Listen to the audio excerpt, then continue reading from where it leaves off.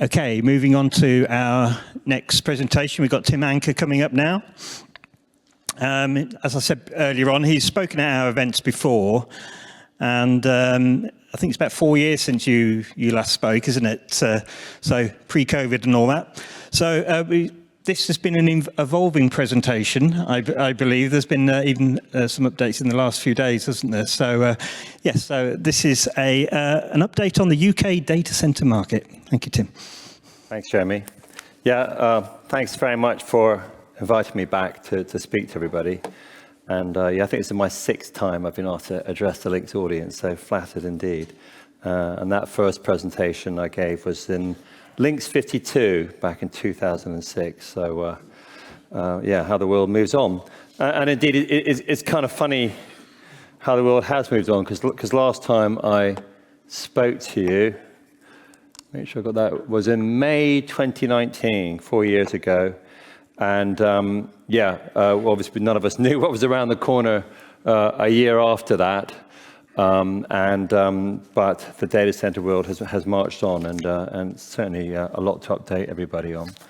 So what I'm going to do today is just really pick up on some of the themes that we looked at 4 years ago. And if you remember, there was a bit, my presentation 4 years ago was really a bit of fun, because we were just talking about my sort of first 20 years. I'm not sure it's going to be the second 20 years, but certainly the 20 years that I had in the industry so far. And we spent some time having a bit of fun looking back at the evolution of Telehouse, where we all began. LINX began operations there in 1994. And then we also talked about how things were changing going forward. So it wasn't just a review of the past 20 years, but was actually also looking at how the market is going to evolve from there. So this was the picture we had back in 2019. So we looked at how take up or demand. So these stats, so there's a lot of stats today. That's why I got notes with me. And just sort of as a quick caveat, so I run a database of the UK data center market that I began when I entered the industry in '99. And my own database is not accurate, but I think it's about right, okay? And there are other databases out there that I'm sure they think are roughly accurate as well. So this is just my best shot at what we see. But also I look at what other people are saying. And these stats here have come from the agents CBRE. And they're quite good at tracking the larger part of the market, which is not my area of expertise. So they deal in the wholesale part of the market. And these are their stats of take-up or demand in the London market. And in particular, if you were at the presentation in 2019, we did talk about quite a big turning point in 2015. And there was 2 key things that took place that year. One, many of you will remember, was the takeover of Telecity by Equinix. And that was after Equinix and Interaction agreed to merge early in 2015. And I've always felt that proposed initial merger between those 2 companies, Telecity and Interaction, was really the fact that the years prior were quite tough for the market, actually, for the UK data center market. There was a lot of supply and not a lot of demand relative to that supply, and that's the key. So in 2015, the 2 European operators agreed to try and merge operations. And then Equinix came in and launched their bid for Telecity, which went through in early 2016. And we'll come back onto that point in a minute when we look at colocation pricing, how that's changed. And then we talked about how demand, so the other key event that took place in 2015 was that Infinity, who were a UK-based wholesale data center provider, had a nice new shiny facility on Liverpool Road in Slough, and had also opened one in Romford in the east of London, and were looking to do a lot more. They began to withdraw from the market, and they sold Infinity Slough to Vertus. And we'll talk about Vertus as well in a minute, but they're now the UK's biggest data center operator. So those were 2 sort of key events in that year. And obviously the market really seemed to take off from there on. You can see these demand pictures. And the other thing that I talked about in my last presentation with you was that supply, although demand was growing rapidly, the market was keeping up with supply. Okay, so that was a key point of this slide that I showed this is the 2019 slide. And you can see that really the market was coping with the increase in demand. So that was a view we had 4 years ago. And what's happened since? Okay, so there's been some really big changes. So I don't know if you can see, it's probably not coming out very well, but essentially let's look at the average take up from these statistics from CBRE in these first 4 years was 22 megawatts per year, okay? In the 4 years, we didn't have the 2019 figures when I last spoke, we do now, so these are the darker red figures. And the average take up in these 4 years is 58 megawatts. And you can see that we've got huge growth since. And the average in these the last 4 years, and this is a forecast for 2023, so CBRE are forecasting take up in this year to be 138 megawatts in the UK, London market, really. So obviously we've gone, and the average for these 4 years is now 108 megawatts a year. So that's almost, if you're sort of a keen statistician, you probably like it to be 5 times exactly, but we're now almost 5 times take up per year what we were doing in these years, 2012, 2015.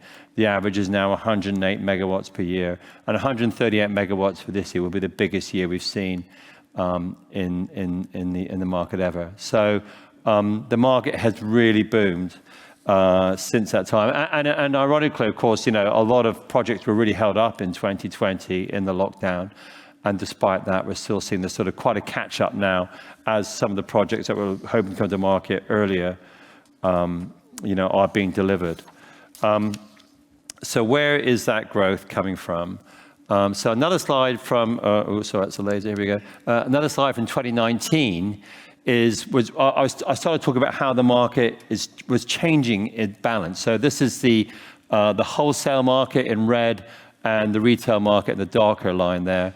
And you can see that we began to see, you know, back in sort of early 2000s, 2010, we had more retail capacity than wholesale capacity in the market, and how the growth in wholesale is now seeing the balance in the market change. So if you go back to the market, you know, in the early days, it was all retail facilities largely based in London Docklands, wasn't it?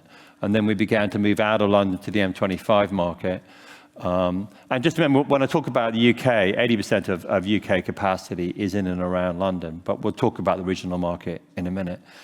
So where are we today? Well, unsurprisingly, we have seen that the growth trend has continued in wholesale. Wholesale is really, really outpacing the retail market.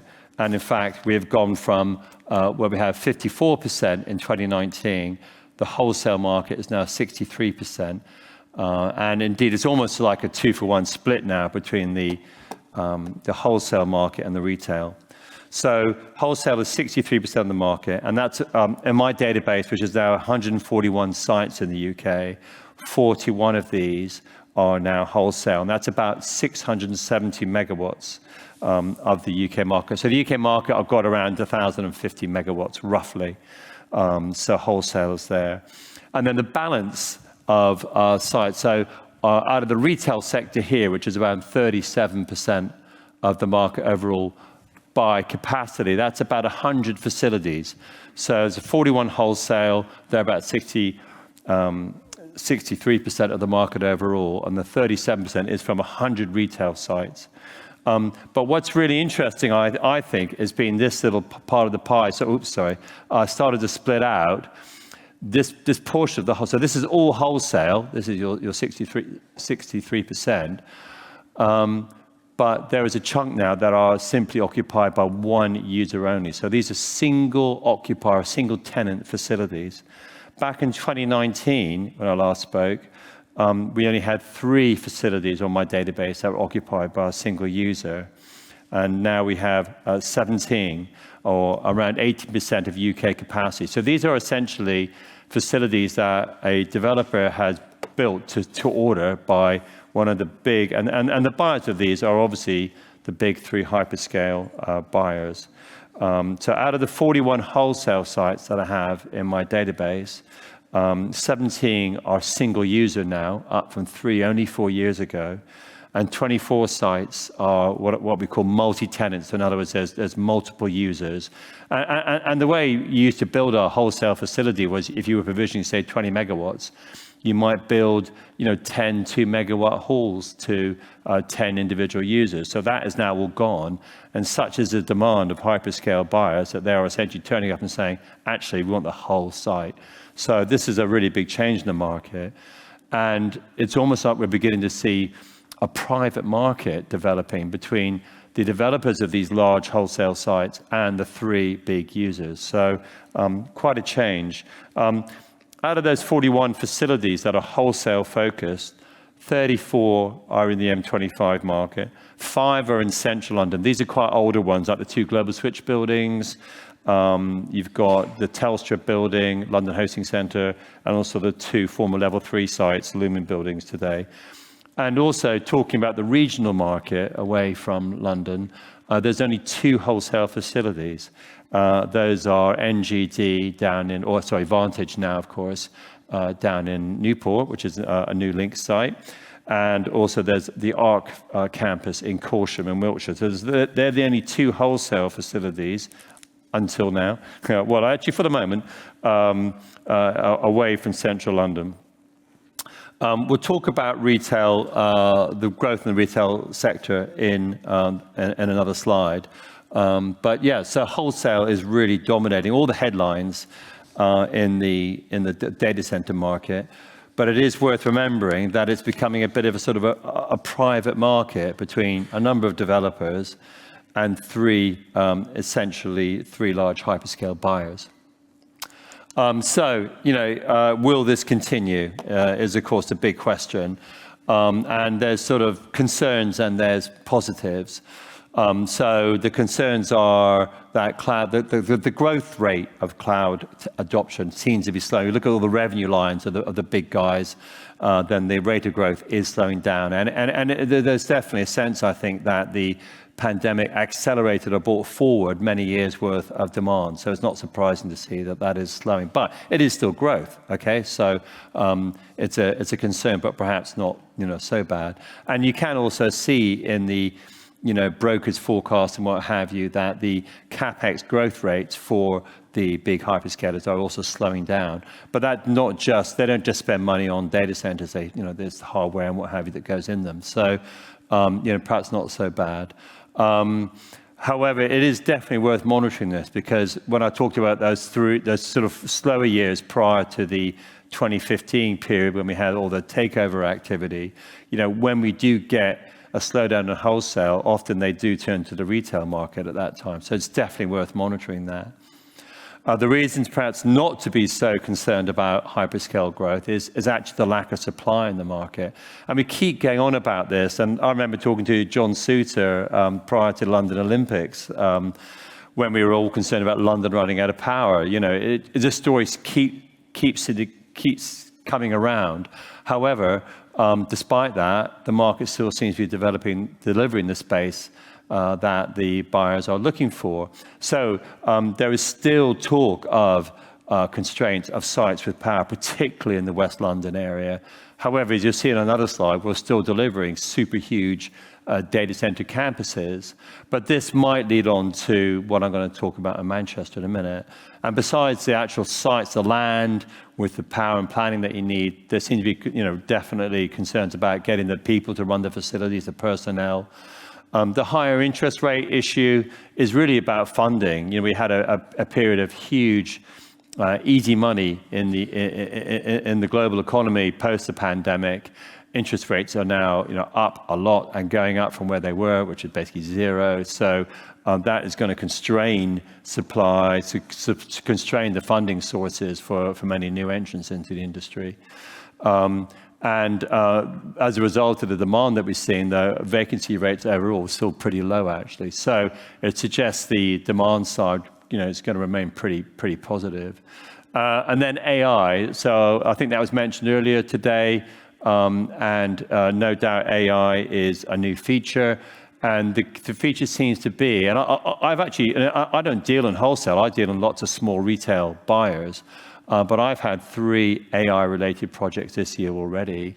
And what's interesting is they're quite power dense deployments. And this, I think, is because of higher proportion of GPU relative to CPU. And that drives more heat and more power. So AI could be quite a strong driver. And you've only got to look at the share price of NVIDIA so far this year, which has soared a lot after having a very tough 2022. We've seen a really strong bounce this year as the take-up of AI grows rapidly, and the take-up of the sort of chips that NVIDIA produce, high GPU, seem to be, that seems to be the story there. So that will be, again, another demand driver. So, some concerns about hyperscale cloud deployment, but balanced out by possible constraints over the getting sites available for delivery and a new demand driver in terms of AI. If we look at the market overall, this is the picture that is. So what I wanted to identify in this slide was who are the top 10 UK data center operators. And what I was quite surprised about, so if you look at my database, 140 sites, about 1 gigawatt of capacity from 50 operators. And the top 4 operators are half the market. And the top 4 are, I suppose, relative newcomer, you would say, Vertis, who are about 180 megawatts and are the UK leader now. And they are all wholesale, and virtually all their new capacity is being sold to single users. And in fact, in their 2021 annual report, which is, you can look out on Companies House, they said that 75% of their revenue comes from 3 customers. So I would imagine in their year-end December 2022, that ratio will be even higher. So that just really exemplifies the huge demand that we're getting from hyperscale. No surprise to see Equinix up there, particularly post the takeover of Telecity. Arc, probably maybe not that familiar to this audience. Obviously, no LINX presence with Arc. They have two big campuses up and running in the one in Wiltshire that I mentioned, that is one of only 2 away from London. And the other one is in Farnborough, southwest of London. But they are building 3 big campuses in southwest London, one in Surrey, a couple one in Hayes, and another in sort of the Park Royal area. They all could be 50 megawatts each, so huge growth. And again, all this concern about not finding the sites with power and planning, and here we are, the developer with 3 big sites coming online. The other 4th operator, I'm sure we're all familiar with, Digital Realty, now combined with Interaction. I think Interaction name's being phased out. Obviously, a number of LINX sites, Sovereign House, and the Interaction campus there. So the big 4 are half the market. The other 6 make up around 30% of the market. Vantage is the single campus in that was NGD in Newport, but again are coming into London, and they've got 2 new campuses coming online, which are going to be 68 megawatts. So huge space coming on there.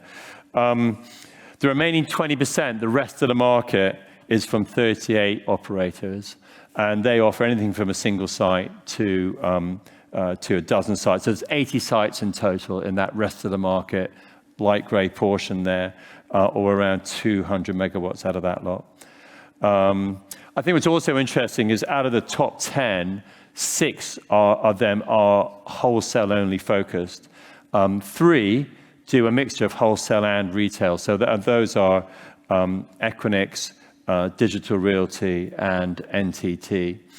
And only really Telehouse out of the big sort of operators is still largely focused on retail. I mean, I know they have been doing larger deals with North 2 really selling out very quickly, but I think we can still count them as largely retail focused.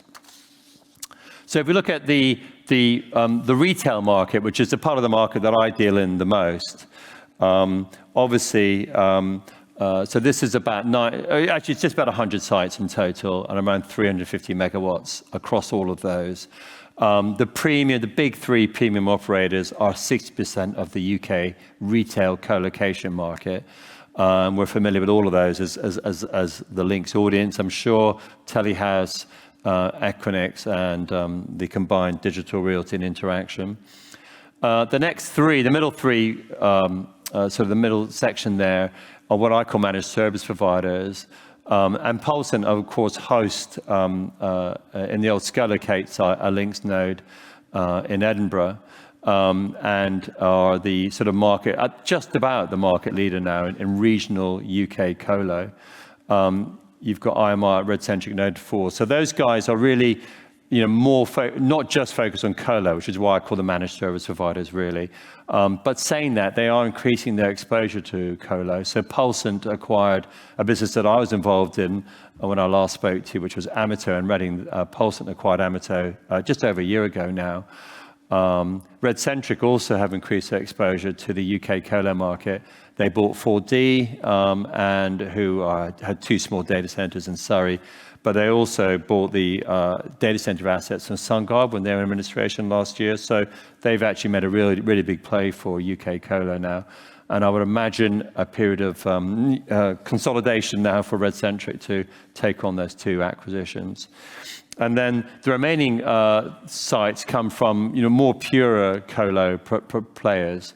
And we'll talk about proximity and the new edge operators. So Curtis, you're going to talk about edge in your presentation.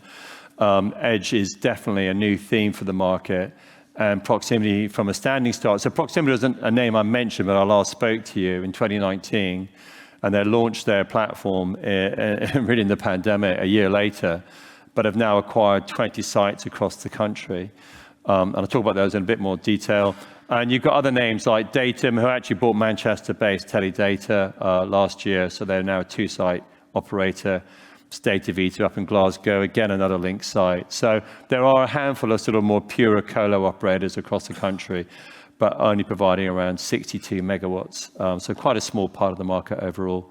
But the whole retail sector is around 350 megawatts in total. So growth. So we talked about a lot of growth in the wholesale sector. There is a lot of growth in the retail sector. And what I find really interesting is, and this sort of leads neatly into us being in Manchester today, is that this growth is coming, a lot of the growth in the retail colo sector is coming away from London. So we talked about proximity in the last slide. They're a really good example of all their facilities are away from London in the southeast. Fun enough, they don't have anything in Manchester yet, but they do in recent acquisitions in Bristol and Swindon, for example. They bought 2 near Liverpool, in Chester and Bromborough. So they're really focusing on the regional edge market. The exceptions to the everything in the regions are really the Telehouse South building, which opened, I think, just over a year ago now, and is quite a substantial retail capacity in the London market. One site that actually did open just after I spoke in 2019 was DRT's Cloud House West. I think that's only about 4 megawatts or so in total. So you can see that compared to, say, what Equinix had done in MA5 to the north of Manchester now, just went live, I think, just over a year ago now. First phase is open. But remember, they've got the other half of MA5 to come, and MA6 is sat there next door. So I think those 2 buildings could be 20, 25 megawatts, which is huge, not only for Manchester. Manchester, at the moment, I think is around 20 megawatts. So adding another 20, 25 megawatts on top is really big. And also in the context of the regional market, which is only 200 megawatts. So adding sort of 20, 25 megawatts is a big addition to regional capacity. But there's also another new name now coming in, which is called Atlas Edge. And in fact, I visited this site yesterday. We used to know it as Hardy Fisher, and they ended up selling the freehold to Atlas Edge. Atlas Edge is a joint venture between Liberty Global, or Virgin Media, as you know them here in the UK, Digital Realty. They've bought some sites from Colt. They seem really well financed. They've got former management from Telecity involved. So they're quite a serious player. They're quite a big player, actually. They're not just doing the UK. Unlike Proximity, who are UK focused, Atlas Edge are doing all the way across Europe. So they've got a whole pile of sites to sort out.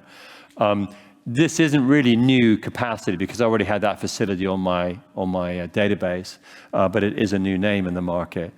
So quite interesting. So stop press, I put down the bottom because as I was putting this presentation together last week, we heard the news from Cow Data that they're going to open a 40 megawatt facility in Manchester. So, funnily enough, I don't view Cow Data as a retail operator, but it was definitely needed to put it in somewhere. So, I think this is significant for the Manchester market. So 40 megawatts, remember what I just said, Manchester's only 20 megawatts at the moment.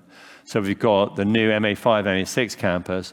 And I'm pretty sure that this is the building they're going to use, it's a former prefab cement factory called, they were called SCC Limited. And it's a big site, it's a 10-acre site, it's a 160,000 square foot building. And what I would imagine that Cow Data will do is put in a mezzanine there, exactly as Equinix did up at Agecroft, and build a substantial data center. Cow Data's existing site is in Harlow in Essex, just outside of, to the north of London, if you like. And they are a wholesale operator. But what I think is really interesting now is you've probably got, so we've got all these concerns about hyperscale growth, hyperscale feeling constrained by lack of planning and availability in the West London area. And it's like another piece of the building block is coming into place to, so this is a sort of Google Earth, and this is where roughly my attempt at putting in the new site on the map for the Manchester data center market. The MA5, MA6 campus is to the north in Agecroft. You've got Teledata Wythenshawe to the south, and the old existing facilities clustered around the center here. But I think that Manchester is going to become a new cloud zone. I think this 40 megawatt wholesale facility is very well suited to that, particularly when allied with the MA5, MA6 campus to the north of Manchester city centre. So watch this space. I think also we're waiting to hear about what Atlas Edge are going to do in Manchester, or in sure proximity, looking at it as well. So the Manchester market, as I predicted in the report that I put on the regional market that I published back in 2021, is poised a lot of growth, I think.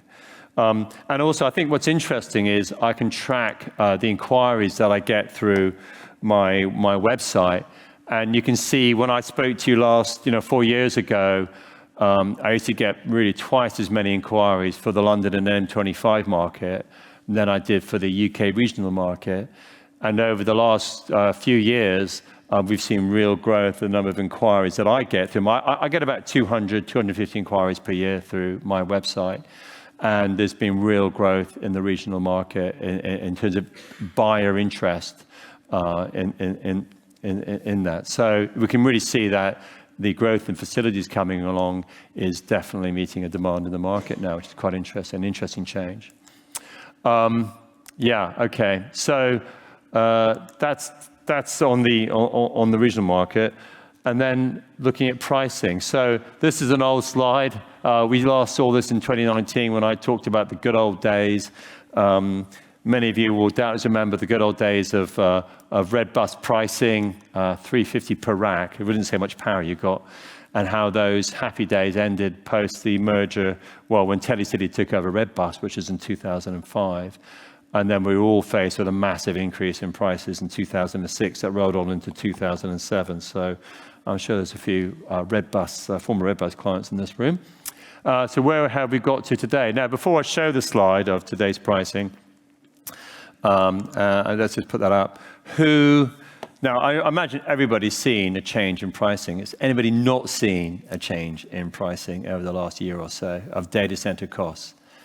I didn't think so. Yeah, okay. So I split my pricing. So this data has come from the price quotes that I get. So I deal in a lot of quotes, I did a lot of transactions, and I get price lists from the partners that I work with. So if we average it all out, I can produce some trends. And so what I've done here, so this is ecosystem pricing. So this is exactly the sort of sites that LINX is based in, where you go to run interconnects with lots of other parties. And Telehouse Docklands is a fantastic example of that, the Equinix Slough campus, or even here in Manchester, MA1, Williams and Kilburn House. They're really good examples of UK ecosystems. And the numbers here are that prices have gone up quite a bit. And the ecosystem pricing, the average previously used to be 434 per kilowatt per month. and that's now gone up towards just over 600. The number's actually 609 per kilowatt per month. So that's a huge increase. Away from London and the southeast, regional pricing has always been higher than the more competitive London and M25 market. So the light grey column here is where we used to be in the region. So the average there used to be 330 per kilowatt per month. And just to be clear, those figures include the usage of power. So where you are billed for your kilowatt hours that you use separately, I bundle that into the overall cost. So it's a power inclusive model, which is pretty typical in the retail market. And so pricing there has gone from 330 to the average now is 480. So colo pricing gone up a lot in the regional UK market. And then back in the London and M25 market, where the most competitive quotes, we used to see pricing as low as £200 per kilowatt per month. And, my former business, I used to be involved in Amateur and Reading. We used to be, would see ourselves as being one of the more price competitive facilities. That's now part of Pulse, as mentioned. There's other operators north of London, for example, who are also very competitive. And I'm afraid the average from there has gone from 271 across all the operators that we work with in that part of the market. And now the average is just over £400 per kilowatt per month. So there's been some really big increases. Ironically, ecosystem pricing has gone up the least. It's only gone up 40%. And if you think about it, the reason for that is because what you're paying for the proportion of power costs in ecosystem pricing, it was lower than when you were paying, say, £200 per kilowatt per month in a competitive M25-based facility, where the proportion of power is probably costing around 50% of that £200 per month. So what we've seen, therefore, is ecosystem pricing has gone up, but not as much as we've seen the price increase in the regional in the London M25 market. And if anything, so there is a slight closing of the gap, the premium, if you like, between ecosystem costs and non-ecosystem costs. The devil is always in the detail with these things. So there is a lot of detail there. But yeah, I continue to say that and I've sold a lot of space in ecosystems, so there's no doubt they are great value if you need to interconnect with other parties. If you're in an ecosystem and you're not running lots of cross connects, then you must ask yourself why you really need to be there, because you're paying you're still paying a big premium for the privilege of being in an ecosystem. So it's really worth having a think about.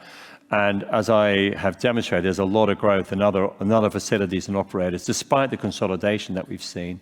So there is choice in the market. So ecosystems, expensive, great value if you need to interconnect with other parties. But if you're there and you're not interconnecting with other parties, then you're probably in the wrong site for what you're trying to do. So the other thing that we looked at last time I presented was the new names in the market. This was a slide I used last time. And, well, there's yet more new names that have come into the market. I know there's going to be a presentation by Green Data Centers in a minute. So this is Green Mountain. They're a new name in the UK market. They acquired the former Infinity site in Romford in East London. There's an existing building there, and there's a plot of land over the road, which I think they're called Romford South, imaginatively. So a new name that's come into the market in the UK. Verne already owned Volta, but they also owned Verne Global in, both companies are owned by an investment trust called Digital 9 Infrastructure PLC. So they're listed on the London Stock Exchange. And essentially what they did was merge the two data center assets. The other one is in Iceland. And they also merged Volta, which is a central London data center, under the Verne Global brand. So Volta is now known as part of the Verne Global branding, basically. So it's not really so much a new facility, but it is a new name in the UK market. Vantage, I've mentioned, they bought the next generation data center facility, a LINX site in Newport in Wales. And as mentioned, they've got plans for 2 new data centers in West London, of course, of 68 megawatts capacity. So not only going to be based in Wales anymore, they're moving into the West London market. Their building in Newport is huge and is largely, I think, being used by Microsoft. It's an Azure Express Route access node, and Microsoft seems to be one of their big customers. GTR and Yonder are two new names, quite new names to me, really, actually. And again, their focus is hyperscale, West London. But again, look at the numbers there. This is, here we are, we're supposedly running out of sites with power and planning, yet two new entrants are building 40 megawatts and a site with potential for 100 megawatts on the Slough trading estate. So new names, new facilities, and big scale, basically.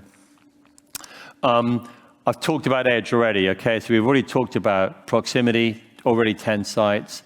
We've mentioned Atlas Edge, who are not just doing the UK, they're doing across Europe. And there's one other name who are a specialist operator focusing on the edge, the so-called edge market. And they're called Asanti, and they just bought 5 sites from Daisy. These seem to be quite small. There's Hamilton in Scotland, Leeds, Manchester, Reading. Reading one, I think, is the old 2v2 site, and also Farnborough. I've not listed them on ColoX. I'm waiting to get more information about them, really about what they are and what they're trying to bring to the market and the facilities. So I look forward to finding out more about those. I've said a question mark at the end there, still early days for Edge. I've not had personally that many low latency related inquiries yet. I am doing quite a bit with, as I said, in the regional market, and I'm doing quite a bit. I already closed some deals with proximity, for example, but these aren't really what I would call classic edge, low latency type deployments. It's more local businesses just wanting a good quality local operator to work with. Wait to see, I suppose, for the wave of edge deployments to come. Okay, so just to quickly wrap up. Where are we? So hyperscale really dominating the headlines. What I want to do with this presentation is trying to balance the picture a little bit, because my area of focus is retail colo. I don't deal in hyperscale. And I think what I've tried to show in this presentation is that there is growth in retail. It's just sort of dominated by the headline numbers, and what has essentially become what I sort of see as a private market between 3 buyers and a number of vendors. So still a lot of excitement there, but they are also raising concerns about the lack of sites. And I think this is where things happening in Manchester now are really topical. And as I mentioned, most of that growth is within the West London area, and there are only 2 regional, well now soon to be 3, but 2 existing regional wholesale facilities. But retailers, things are also happening. We've got a lot of growth in regional retail-focused colo sites. Away from London. We've got 3 specialist edge-focused operators. We'll wait to see how the edge market evolves. There is obviously still growth within the London colo market. Telehouse South, Equinix are putting in plans for LD14 on Slough, which apparently is going to be 30 megawatts, which is a huge site. They are also expanding. There's LD7.2 has come to the market, further growth in LD8. And we had DRT release Cloud House. And Interaction still have planning for a 4th building on their campus on Brick Lane. We're still seeing a lot of demand in the retail market. And my inquiries so far this year are up 20% over the last couple of years. So there does seem to be quite strong growth in the retail market. So that's the market overall. In terms of my last presentation, I updated where I was. So as I mentioned, I left the Amato, or I originally founded Crosspoint. We merged that with Everest to form Amato. I left Amato at the end of 2020, and that is now part of Pulsant. And so all I do today is I run ColoX. So I'm not trying to sell you my data center. I'm trying to tell you what's in the market. My area of focus is the retail end. I deal in quarter racks, half racks, and individual racks. I work with everybody in the market, though. I work with the big operators and the smaller operators, and many value-added service providers. So, I hope that helps, and happy to take any questions now, or come and catch me later if you like. Be at the bar, as they say. Oh, we do have one. I'll do the one that came through a few minutes ago first. Tim, how do you see the impact higher power costs in data centers and price increases for the cloud, and customers moving some applications back to bare metal wave from the cloud? Eek. I don't know. Let's just go back to this slide here, if I can. Can I go back? Maybe not. Maybe I've gone through. Okay. So that slide on pricing, we've seen obviously costs go up 50%. That's just going to affect everything that's built out of data centers. It's quite interesting. Some of the new facilities coming to the market are actually existing facilities being repurposed. And some of them, it's just going back now, is it? Oh yeah, great. So some of them have quite poor PUEs. Whereas, a new facilities that we're seeing, this slide here is the one we're really looking at. So this is the increase by 50%. Some of the older facilities that we're seeing coming to the market have got PUEs sort of getting up towards 2. And when you take the incoming power cost and multiply that by the PUE, put an admin fee in, some of the cost per kilowatt hour are sort of 50, 60p. So definitely things like efficiency of the facility are really having an impact. And whether that's on a hyperscale cloud, getting a PUE down to 1.1 versus colo buyers buying space and power quite directly. Yeah, everything's being affected by that. So I don't think there's a direct answer for the question, but hopefully it gives a bit of background to it, yeah. Okay, well, thanks for the question from the floor. All right, Neil. Hey, Tim, thanks. Hi. Great presentation as always. Thank you. I had kind of 2 points. One is, are you seeing anything else from the kind of what I call the bubbling under hyperscalers like Oracle and IBM, who are, in the US starting to see a bit more momentum from them? Just wondered if you'd seen them turn up. Yeah, so I don't tend to deal with them directly myself because they're kind of too big for what I do. But it is interesting to know. So when I was preparing for this, I was looking at the growth rates, and I was going to put a slide up actually. And Oracle, one of the few that have still got an accelerating growth rate. So that was quite interesting. I don't think they're buying at the same scale as the big three are. So the big three are buying, 30 megawatt facility at a time. So maybe that will give encouragement to the multi-tenant wholesale facilities out there, But yeah, so the evidence I've heard from elsewhere is that they are still seeing better growth in the big three at the moment. Yeah. And then I was struggling when you say ecosystem. What do you mean by that? Well, you should know, but yeah, by an ecosystem, I'm really talking about interconnection points where you go in there, like an ISP will go in and put in a switch and a router and connect to LINX and connect to other transit providers and upstream. So ecosystems, the real examples are obviously the Telehouse Docklands complex, Equinix Slough complex, the Interaction Brick Lane, MA1 up here. They're the key UK ecosystems. High demand sites, basically. High demand for interconnection, yeah. That was a market that I used to serve with Crosspoint, for example. We just hosted lots of quarter racks with people running lots of cross connects. So we ran 500 or 600 cross connects across 80 racks, and that was because the type of customers we hosted, i.e. small ISPs, were interconnecting with other parties. But as you can see on this slide, the cost for those sites are very, very high indeed. And the point I want to make is that ecosystems are great value and they're fantastic if you want to integrate with other parties. Yeah. They're a no-brainer. They have to go there. But if you're there and you're not integrating with other parties, it's kind of like, what are you doing there? Because there's obviously a lot of value elsewhere in the market. Thanks. Yeah, no worries. Thank you. Okay. Thank you, Tim. Okay. Thank you very much. Thank you.